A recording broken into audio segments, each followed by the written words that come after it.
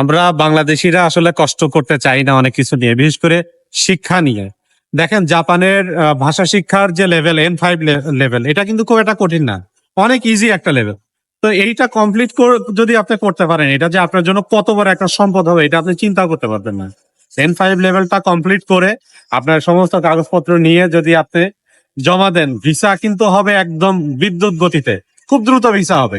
Japan এমন একটা দেশ, এরা কিন্তু শুরু থেকে বাংলাদেশ স্বাধীন হওয়ার পর থেকেই বাংলাদেশের বন্ধু রাষ্ট্র এরা। কিন্তু আসলে যোগ্য কর্মী আমরা কখনো পাঠাইতে পারিনি। এইটার কারণেই হচ্ছে আসলে জাপানের শ্রম বাজারটা আমরা ধরতে পারিনি। তো জাপানের শ্রম বাজার কিন্তু এখন অনেকটাই উন্মুক্ত এবং তারা অনেক আগ্রহী বাংলাদেশি কর্মীদের ব্যাপারে।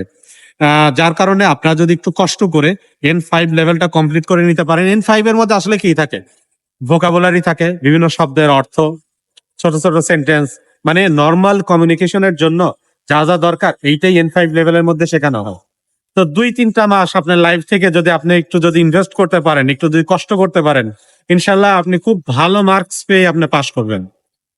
এখানে টোটাল ১৮০ মার্কের পরীক্ষা হয়, ৮০-তে হলো পাস। মানে দেখেন আপনার অর্ধেক মার্কও পাইতে হবে না, ১৮০-র মধ্যে ৮০, মানে অর্ধেকেরও কম পাইলে আপনি পাস করে যাচ্ছেন। তো একটু যদি মাথা খাটিয়ে, আমরা তো অনেক কঠিন কঠিন কাজ করে ফেলি, বাংলাদেশিদের জন্য কোনো কাজই অসাধ্য না, একটু চেষ্টা দরকার শুধু। যারা জাপানে যেতে ইচ্ছুক, এখন একদম মাজায় গামছা বেঁধে মনে করেন যে একদম টাইট করে লেগে পড়েন, ভাষাটা শিখে ফেলেন, দেখেন কি হয়। ইনশাল্লাহ ভিসা হবে যদি আপনি এই ভাষার কোর্সটা করে নিতে পারেন। বাংলাদেশের বিভিন্ন কারিগরি প্রশিক্ষণ কেন্দ্রগুলো রয়েছে, টিটিসি, টেকনিক্যাল ট্রেনিং সেন্টার, এগুলোতে অলরেডি শুরু হয়ে গেছে।